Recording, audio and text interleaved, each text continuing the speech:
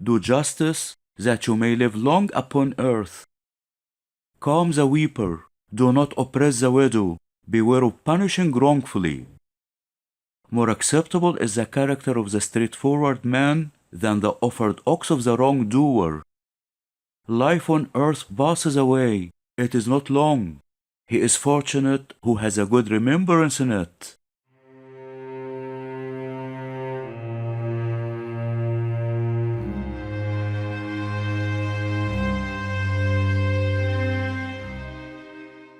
The teaching of King Merikare is one of the most important surviving works of ancient Egyptian wisdom literature.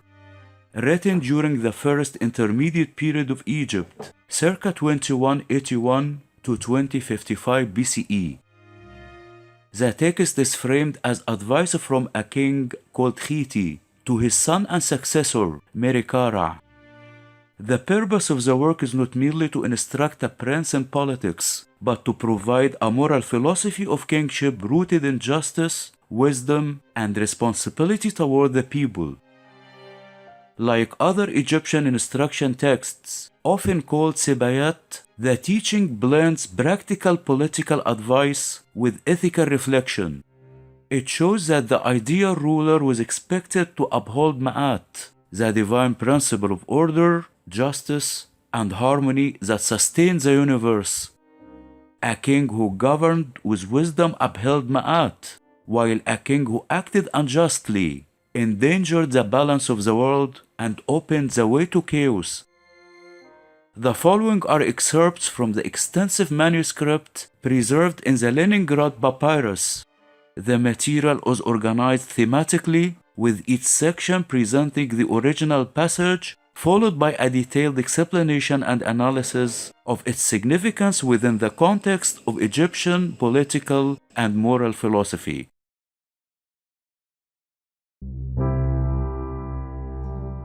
The power of speech and wisdom. The teaching of the king for his son Merikare. Be skillful in speech that you may be strong.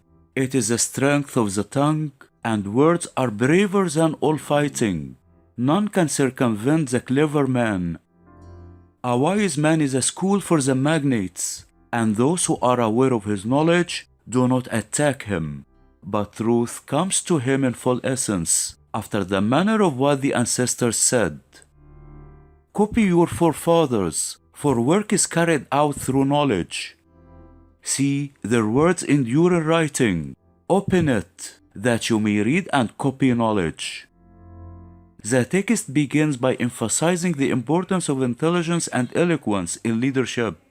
In Egyptian political culture, speech was not merely communication, it was power.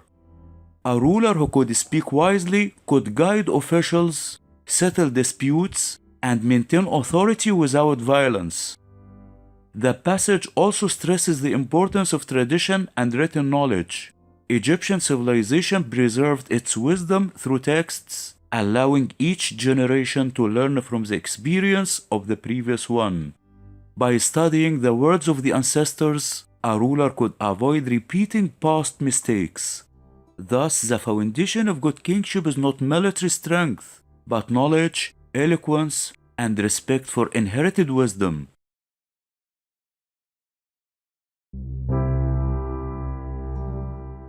Governing the kingdom and securing the future. Respect the great, keep your people safe, consolidate your frontier and your patrolled area, for it is good to work for the future. Life on earth passes away, it is not long. He is fortunate who has a good remembrance in it. Here the teaching moves from intellectual virtues to practical governance. The king must maintain stability by respecting powerful officials, protecting the population, and securing the borders of the kingdom. The advice also reminds the ruler of the shortness of human life. Because earthly existence is brief, the king's true achievement lies in the legacy he leaves behind. Reputation and memory were essential in Egyptian thought, because remembrance ensures that a person's name, and therefore their existence, would endure. In this way, the text links good governance with immortality through reputation.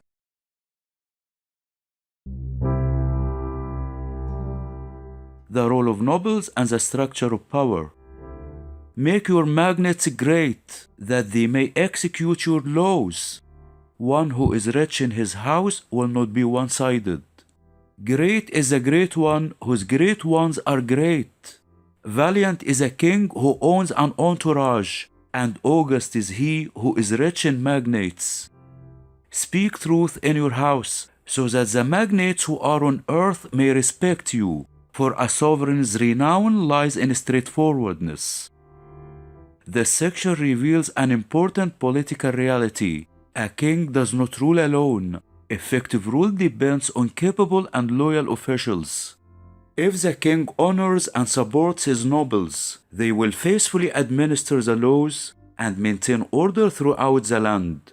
At the same time, the king must be honest and straightforward, because the moral character of the ruler shapes the conduct of the entire court.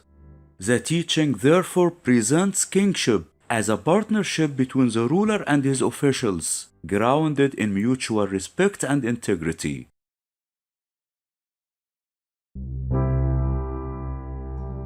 Justice and compassion toward the weak. Do justice, that you may live long upon earth. Calm the weeper. Do not oppress the widow. Do not oust a man from his father's property. Do not degrade magnates from their seats. Beware of punishing wrongfully. Do not kill, for it will not profit you, but punish with beatings and with imprisonment. For thus the land will be set in order. For God knows those who are disaffected, and God will smite down their evil doing with blood. This passage expresses the ethical heart of the teaching. The ruler must protect the vulnerable.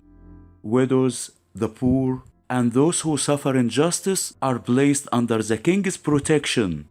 In Egyptian ideology, the king was the earthly guardian of Ma'at, responsible for maintaining fairness and social balance. The text also advocates restraint in punishment. Executions are discouraged except in cases of rebellion. Justice is meant to restore order, not to satisfy cruelty or anger. This version of kingship portrays the ideal ruler as a just judge and compassionate protector.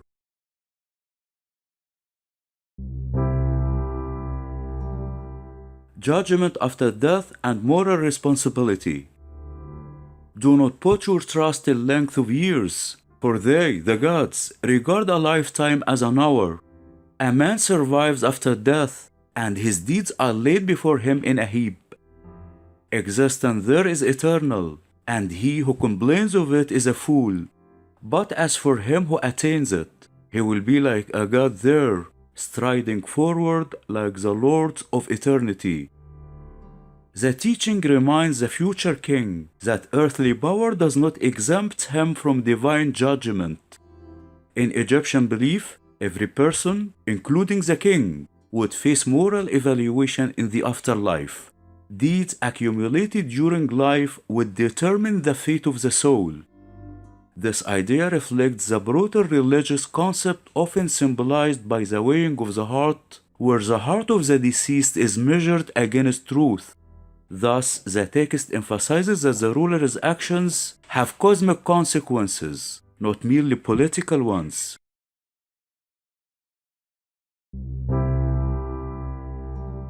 Merit, defense, and service to the gods. Do not distinguish the son of a man of rank from a commoner, but take a man to yourself because of his actions. Guard your frontier, marshal your fortresses, for troops are profitable to their master. Construct fine monuments to God, for it means the perpetuation of the name of whoever does it. Maintain your monuments in proportion to your wealth, for a single day gives to eternity. An hour does good for the future, and God is aware of him who serves him. This section combines the three themes: merit, security, and piety. First, the king is advised to choose officials based on their ability rather than their birth. This suggests that competence is more valuable than noble lineage. Second, the king must maintain strong defenses. Moral rule alone cannot preserve the state. It must be supported by military preparedness. Finally, the king is urged to build monuments and temples to the gods. Such acts were believed to strengthen the bond between the human and the divine realms while preserving the ruler's name for eternity. These ideas show that a successful ruler balances justice, strength, and devotion.